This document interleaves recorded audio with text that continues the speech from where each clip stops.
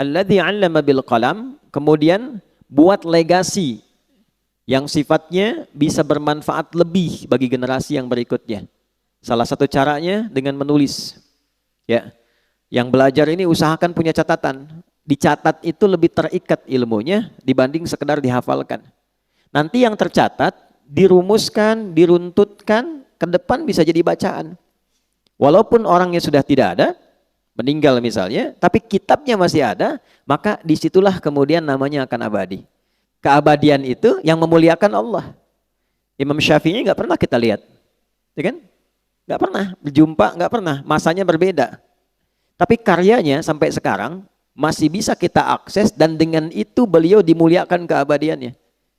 Karena itu orang-orang bijak mengatakan kalau Anda masih ingin eksis sampai dengan masa depan, maka wariskan ke masa depan itu tulisan-tulisan dari karya kita yang paling baik.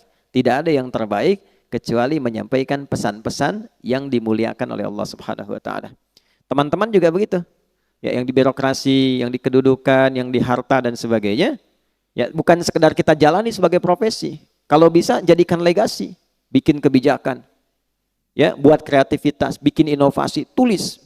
Supaya satu saat dikenang, saya pernah mengalami ini, diwariskan, minimal anak cucu bisa baca. Oh, dulu saya kenal kakek itu begini, ya, bukan cuma lihat fotonya. Ya kan? Wah, kakek ganteng juga ya. Oh, ternyata pernah main sinetron, ganteng-ganteng serigala gitu kan. Repot juga ya. Kita bikin tulisan lebih bagus, terukur, ya. Balik, 'allamal insana ma lam ya'lam. Kemudian yang kedua, selalu berusaha berinovasi untuk menemukan sesuatu yang baru. Ya, jangan pernah terpaku pada satu hal. Cari sesuatu yang baru, bikin kreativitas sehingga lebih berwarna. Nah, cara menemukan ilmu yang baru itu kita sampaikan, itu kuncinya dua. Satu, rajin mendekati Allah, ya kan? Kita sudah ambil dalilnya di Quran surah 18 ayat 65, ya kan? Fawajada 'abdan min ibadina atainahu rahmatan min indina wa 'allamnahu min ladunna ilma. Khadir yang dimaksud di situ. Abdan itu sifat bagi orang yang rajin ibadah. Nah, biasanya ini catat rumus ya. Ini saya belum pernah kasih rahasia nih, tapi pagi ini rahasia di antara kita nih ya. Kita bagi dikit nih. Jadi di Quran itu nabi saja itu panggilannya itu dibagi 3 oleh Allah. Oke? Bagi berapa? 3. Untuk panggilan ya, bukan penyebutan nama. 1 nabi, ya ayyuhan nabi. 2 rasul. Ya? Yang ketiga abdun. Kalau misinya adalah pesan untuk menyampaikan informasi di lingkup pribadi dan keluarganya. Ada yang sifatnya khusus, ada yang bisa kita tiru. Itu panggilannya biasanya nabi. Tapi kalau sifatnya informatif untuk semua, termasuknya semua akses, itu rasul. Jelas? Tapi kalau disebutkan sifat ibadah beliau yang demikian tinggi, itu panggilannya abdun. Menariknya, tidak ada satupun nabi dalam Al-Quran yang disebutkan kata abdun kecuali bersanding dengan keistimewaan. Ya. Pokoknya kalau sudah abdun pasti nikmat, ni'mal abdu innahu, dan seterusnya. Ya.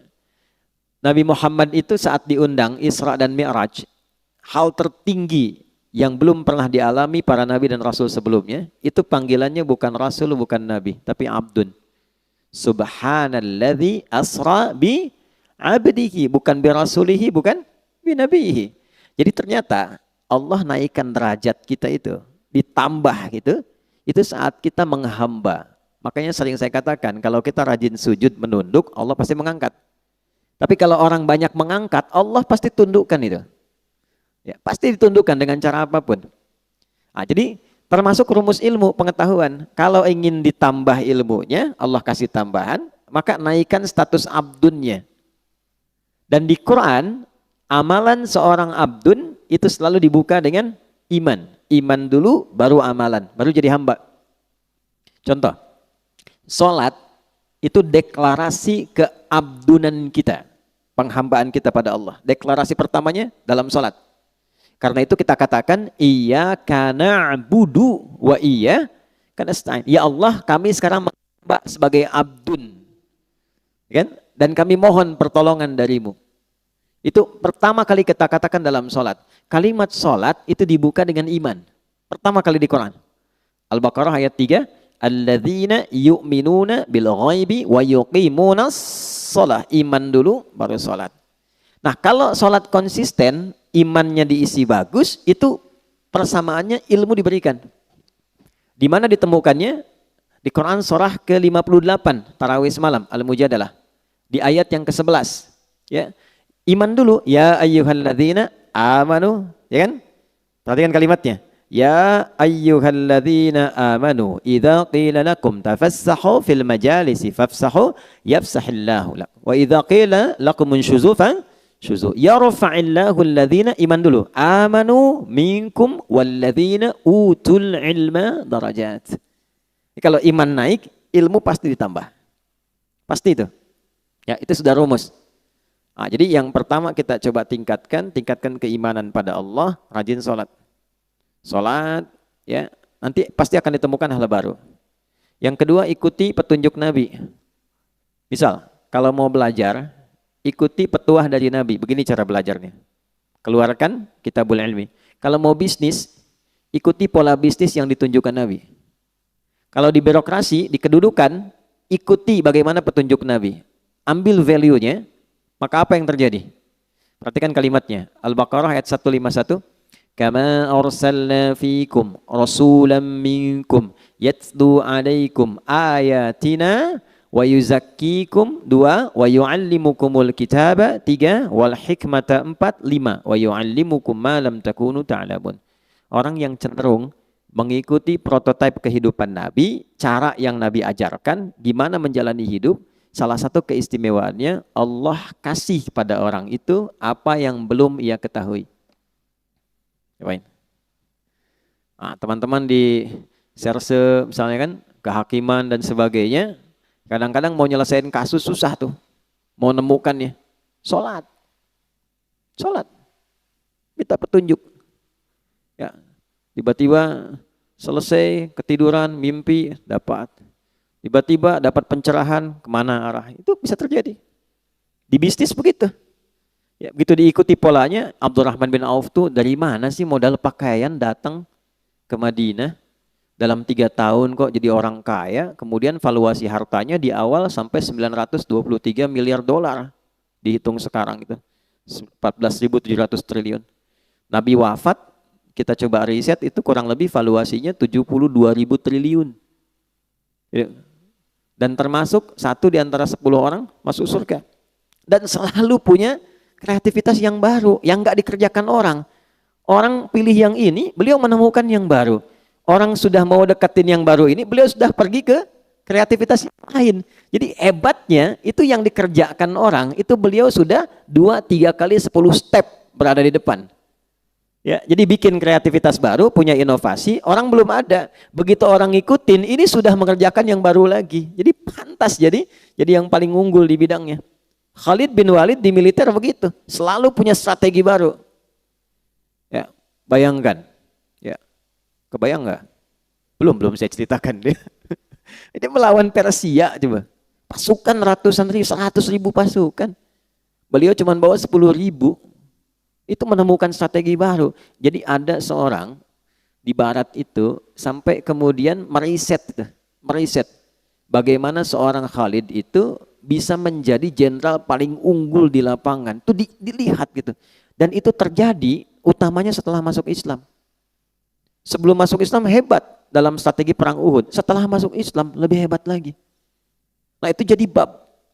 Kalau dipelajari bisa sukses di bidangnya. Nah itulah allamal insana ma lam ya'lam. Nah yang kemarin kita telah berhenti di ayat 6-8-nya. Kalau sudah sukses jadi apapun. Nih, jadi ilmuwan, jadi ulama, kan? Pebisnis kaya, yang kedudukan jadi jabatan, jadi jenderal, macam-macam birokrasi, udah jabatan tinggi. Kalla, jangan pernah terjadi. Innal insana la yatgha. Jangan pernah terjadi munculnya potensi-potensi menyimpang bersikap berlebihan. Ar-ra'ahu istaghna, karena sudah merasa lebih dari sebelumnya. Karena pasti peningkatan sesuatu akan merubah karakter dan gaya hidup. Bab gaya kan sering saya ulang begitu, F1 sama dengan F2. Dikonfirmasi di fisika, metafisik itu dengan fisika dekat. Ya, orang kalau gayanya pelan, nggak kedengaran pukulannya. Tapi kalau kencang, bunyinya kencang. Ya, sama, harta kan sering saya katakan, kalau masih punya 10.000, masih bisa dibagi dua.